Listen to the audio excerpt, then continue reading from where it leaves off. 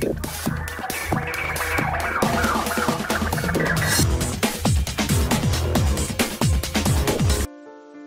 Viewers, বিনোদন জগতের সব খবর নিয়ে আপনাদের সঙ্গে এই মুহূর্তে রয়েছে আমি রিপোর্টার কুসুম।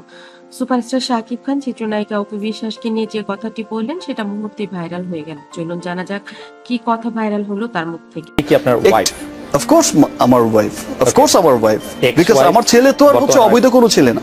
অবশেষে অপু বিশ্বাসকে স্ত্রী হিসেবে মেনে নিল চিত্রনায়ক শাকিব খান।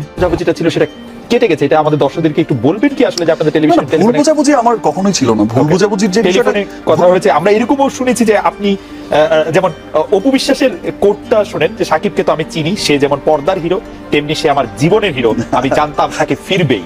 মানে আমরা ধারণা করছি যে সাকিব খান অপু বিশ্বাস আবার একসঙ্গে ফিরছেন।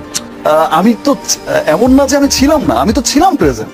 আচ্ছা, বাট আমি যেটা বলছি যে সেটা যাই হয়েছে হয়েছে, আমি তার অস্বীকার করছি না, অস্বীকার করতে পারবো না, because I love my son. You love only your son, not your wife.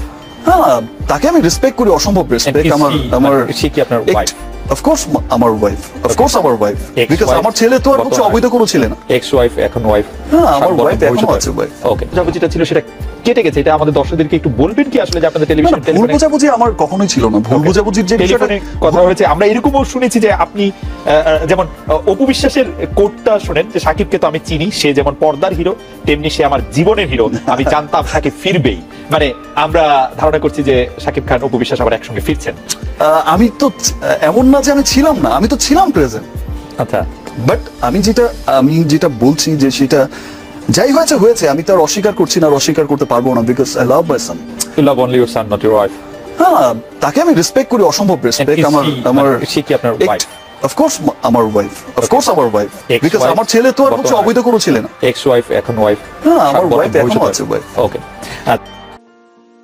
বন্ধুরা, ভিডিওটি ভালো লাগলে লাইক, কমেন্ট, শেয়ার দিন এবং পরবর্তী পর্ব পেতে সাবস্ক্রাইব করুন। ধন্যবাদ আবারও সবাইকে।